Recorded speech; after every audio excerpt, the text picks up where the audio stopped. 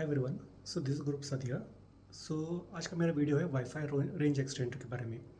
सो आजकल हम सब लोग वाईफाई तो डेफिनेटली यूज़ करते होंगे घर पे। और जब हम वाईफाई प्लेस करते हैं तब कभी प्रॉब्लम क्या हो जाता है कि वाईफाई जब जिस एरिया में रहता है कुछ ही कुछ एरिया प्रॉपरली कवर हो जाता है और कुछ एरिया में कैसे आ जाता है कि वहाँ पे डेड स्पॉट आ जाते हैं। तो उसके लिए आपको वाईफाई रेंज वहाँ पे प्रॉपरली नहीं मिलता है, कभी कभी वहाँ पे जाके कट भी हो जाते हैं बहुत बार। तो यही सेम इशू मेरे साथ भी हो रहा था। तो मैं सोच रहा था ऑलमोस्ट लाइक 6 to 8 मंथ्स, तो यही मैं सोच रहा था तो कैसे इसको रेक्टिफाई करें। तो अभी आप देख सकते हो कि मेरे जो वाईफाई राउटर है जो मेरा जियो का है, तो इसको हमने प्लेस किया था यहाँ पे वॉल पे के ऊपर। तो जैसे ये वॉल के ऊपर प्लेस हुआ है तो इसका जो सिग्नल है, जो डाइनिंग हॉल है मेरा, वहाँ पे तो प्रॉपरली आ रहा था क्योंकि उसी रूम पे है। तो उसके बाद एक बेडरूम है, एक बेडरूम पे मैं यहाँ पे काम करता हूँ, तो वहाँ पे तो सिग्नल मस्त आ रहा था। उसके बाद एक हॉल है, हॉल तक भी आराम से आ रहा था जहाँ पे मैं हमेशा टीवी इंटरनेट पे चलाता हूँ। और किचन तक भी इसका पेनिट्रेशन अच्छा आ रहा था क्योंकि वो सामने ही है, विदाउट एनी वॉल इंटरप्शन। हाँ, मगर प्रॉब्लम कहाँ पे आ रहा था, जो मेरा जो पीछे जो बेडरूम से आप जो दिख रहा है यहाँ पे, जो वॉल के ऊपर ही लगा है, तो इसका जो यहाँ उसके पीछे जो वॉल आते हैं और उसके वॉल के थोड़ा पीछे जाके दो बेडरूम से मेरे, तो वहाँ पे मुझे पूरा का पूरा एक डेड जोन क्रिएट हो रहा था। उतना अंदर तक वो पेनिट्रेट नहीं हो रहा था और सिग्नल कभी कभी बहुत जैसे ड्रॉप हो जाते हैं ना सिग्नल्स, उस टाइप पे ड्रॉप हो रहे थे। तो इसी इशू को मैं हैंडल करने के लिए मैं बहुत सोच रहा था। इवन जियो का भी एक वाईफाई रेंज एक्सटेंड रहा था, उसका कुछ कॉस्टिंग 2300 के आसपास आ रहा था और उसका वारंटी 1 साल का मिल रहा था। तो इसी को मैं थोड़ा सा सोच रहा था कि जियो का ले लूँ या किसी दूसरे ब्रांड का। तो उसी टाइम पे मेरे पास आया था एक, मैंने चेक करा था, तो ये वाला आप अगर देख सकते हो, ये है टीपी लिंक का है। इसका सिंगल बैंड रेंज एक्सटेंडर है। तो इसका जो स्ट्रेंथ है वो सिर्फ सिंगल बैंड मीन्स 2.4 गीगाहर्ट्ज़ ही ये एक्सटेंड कर सकता है। अगर 5 गीगाहर्ट्ज़ का आपका रोटर है तो वो उसे एक्सटेंड नहीं करेगा। मेरे में क्या है कि 2.5 गीगाहर्ट्ज़ और 5 गीगाहर्ट्ज़ दोनों हैं, तो इसमें से एक बैंड को एक्सटेंड कर रहा है, तो इतना मैं यूज़ कर रहा हूँ आराम से। थोड़ा सा बैंडविड्थ वहाँ पे लो आ जाता है। आपको अगर दोनों चाहिए तो आपको थोड़ा सा एक्सपेंसिव में जाना पड़ेगा। और इसका जो प्राइसिंग है वो एक 1200 के ऊपर आता है और इसका 3 साल का कंपनी का वारंटी भी आता है। और ये स्पीड हैंडल करता है अप टू 300 Mbps तक। हम अगर 2.4 गीगाहर्ट्ज़ में उतना स्पीड तो आता ही नहीं है। मेरा तो खुद का ही जो राउटर है, मेरा प्लान 100 Mbps का है, तो I think it works for me. So based on your need you can go up and down with TP link I can say.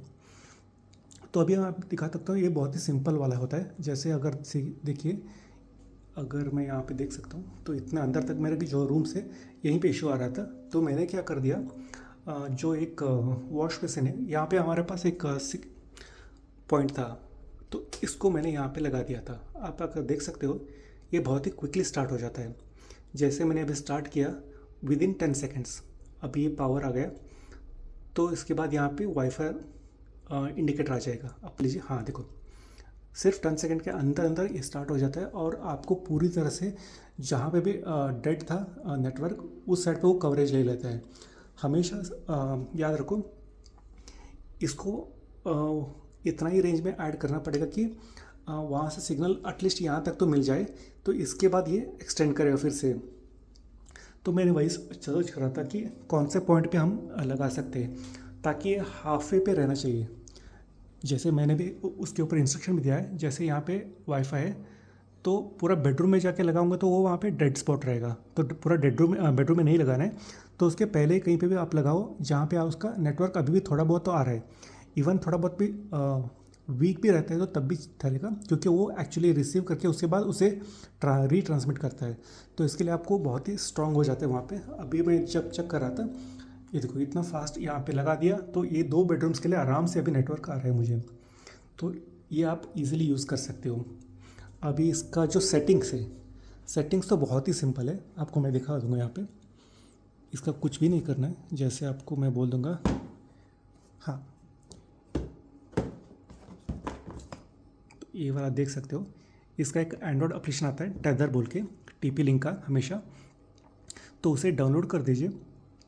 उसके बाद सिर्फ 4 ही स्टेप्स हैं। आपको पहले डाउनलोड करना है, उसे इंस्टॉल करना है। अगर अकाउंट नहीं है तो अकाउंट क्रिएट कर लीजिए। उसके बाद आपके जो वाईफाई का पासवर्ड है उसे पासवर्ड ऐड करना है। उसके बाद वो जैसे ऑटोमेटिकली डिटेक्ट करेगा और उसको लिंक कर लेगा। तो उसके बाद एक नया वाला एक वाईफाई का नाम आ जाएगा, जैसे 2.4 गीगाहर्ट्ज़ एक्सटेंडर, जैसे एक नया नाम आ जाएगा। तो उसको आप जो नया पासवर्ड आपने ऐड किया था उसे ऐड कर दोगे तो ये वाला लिंक हो जाता है। इसे जस्ट प्लग एंड प्ले है, बहुत ही सिंपली ईजी हो जाता है। तो आप इसे, अगर आपका भी वाईफाई का इशू आ रहा है रेंज एक्सटेंड करने में, तो आप इसे यूज़ करके डेफिनेटली चेक करो। उसके बाद मुझे बोलो अगर कोई भी प्रॉब्लम है तो। But definitely this product is work then going to the Jio fiber extender, क्योंकि जियो फाइबर का जो प्राइसिंग है वो 2500 के आसपास ही आ रहा है, या 2200 भी समझ लीजिए। तभी उसका वारंटी जो है सिर्फ 1 साल का है, इसका वारंटी 3 साल का है। और एक बात बोल गए, जो जियो फाइबर का एक्सटेंडर आता है कंपनी की तरफ से, वो सिर्फ जियो फाइबर के लिए ही काम करता है। मगर जब टीपी लिंक का जो है वो सारे कंपनी के लिए काम करता है। अगर आपका समझ लीजिए आपने जियो इस मंथ का है, या मे बी नेक्स्ट ईयर आपने चेंज कर दिया एयरटेल के लिए या कोई दूसरे कंपनी के लिए, तब भी ये प्रॉपरली वर्क होगा। मगर जियो का एक्सटेंडर सिर्फ जियो के लिए वर्क हो जाता है, तो इसके लिए वो भी एक पॉइंट याद रखिए। So I think this is what I want to explain. अगर इसके ऊपर भी अगर क्वेश्चन है तो please feel free to put in comments. I will revert back to you. Thank you.